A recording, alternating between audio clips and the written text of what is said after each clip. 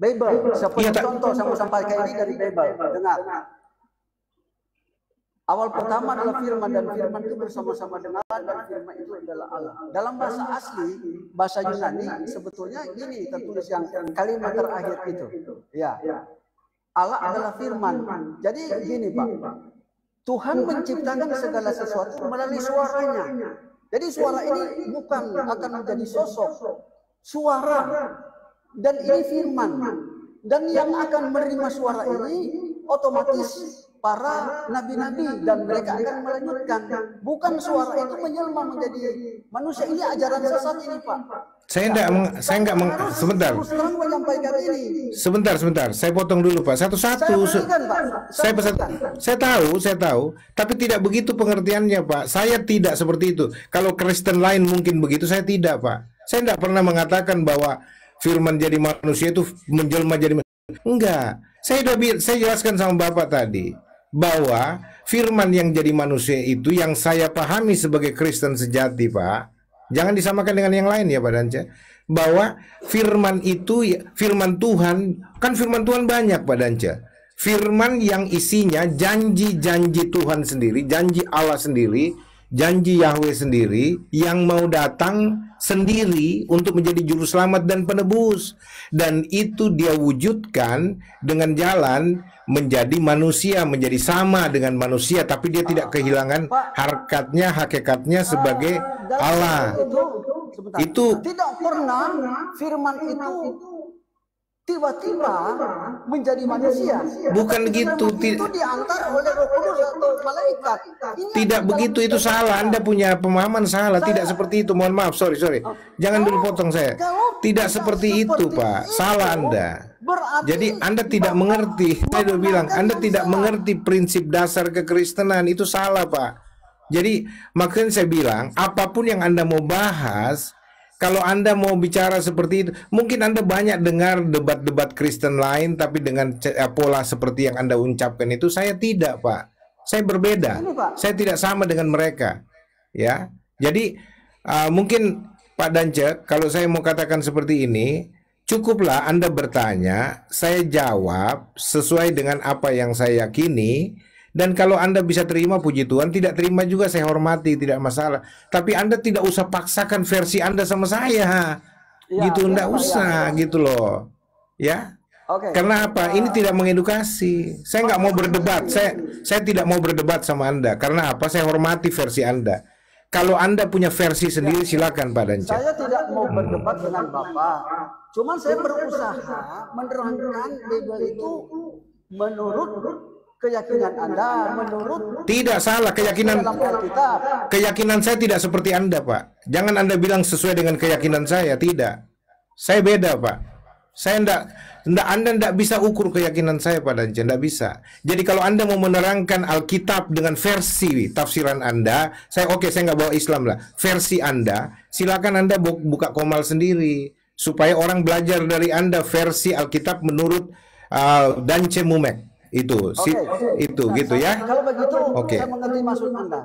Saya bacakan satu ayat, tolong diterangkan artinya. Gini. Oke, ini terakhir ya Pak. Saya mau istirahat soalnya. Matius pasal 21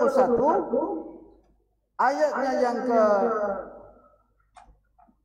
9 dan ayat 11. Dan orang banyak berjalan di depan Yesus, dan yang mengikutinya dari belakang berseru kepadanya, Hosana bagi anak Daud, diberkatilah dia. Nah, Bapak sebentar akan memberikan respon. Pengertian Hosana, selamat atau juru selamat. Dan dalam kamus yang dibuat oleh lain, berilah keselamatan. Jadi kalau saya artikan di sini, Hosana bagi anak Daud, berilah keselamatan bagi anak Daud. Anak Daud itu julukan Yesus. Jadi berilah keselamatan bagi Yesus. Nah, kalimat berikut disebutkan diberkatilah dia, yaitu Yesus. Nah, Bapak sebutkan Yesus sebagai juru selamat. Kenapa di dalam Bible di sini justru dia diharapkan untuk selamat? Oke, saya jawab, Ya, Pak. silakan. Oke.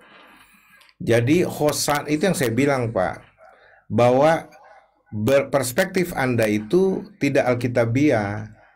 Ya, kenapa? Karena Hosana di sini dan kata diberkatilah dia itu merupakan kata eluan, kata-kata yang mengagungkan, yang memuliakan Yesus anak Allah sebagai Mesias yang dijanjikan itu. Dan itu memenuhi hukum nubuatan di perjanjian lama tentang hal ini.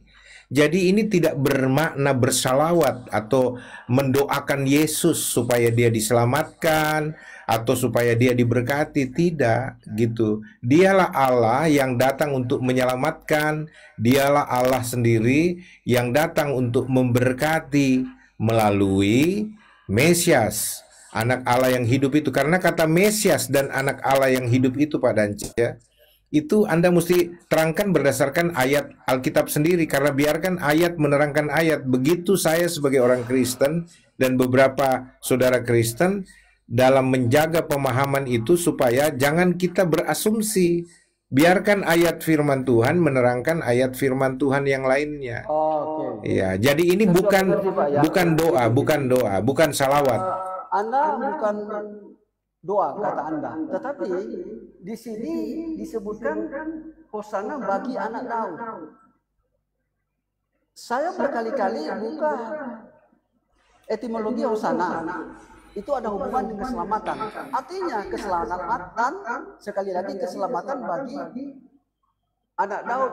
Dulu kan anak Daud adalah Yesus.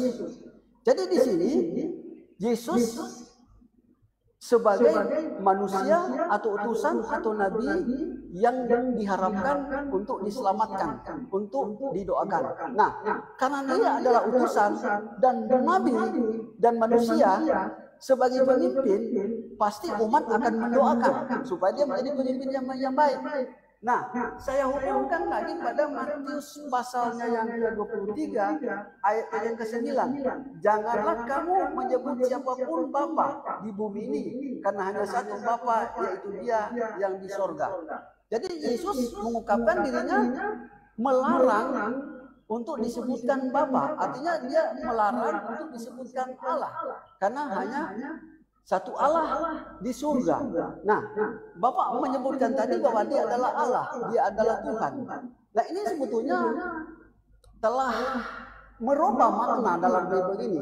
Maaf Pak, saya tidak toleran kalau cara begini. Karena jangan sampai Bapak menyatakan diri sebagai pendeta besar tetapi menyesatkan banyak umat.